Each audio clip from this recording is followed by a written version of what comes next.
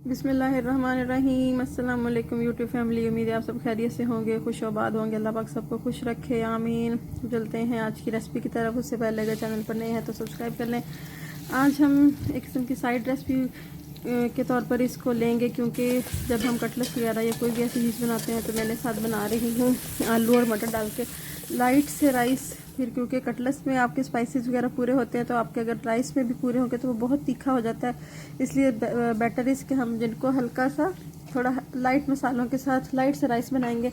मैंने प्याज और हरी मिर्चों को काट के ब्राउन कर लिया। जैसे ही वो थोड़े से ब्राउन हुए, उसके अंदर हमने अपनी बहुत सी मुनासिब से स्पाइसेस ऐड कर दिए। ठीक है, आलू और मटर ऐड कर दिए, टमाटर ऐड कर दिए और उनकी अच्छे से कर ली भुनाई करके पानी ऐड किया और उसके अंदर हमने डाल दिए अपने राइस। जैसे हम राइस बनाते हैं, बहुत ही लाइट से और मज़े के राइस बनेंगे। कोई आर्टिफिशियल फ्लेवर नहीं, कोई कुछ नहीं।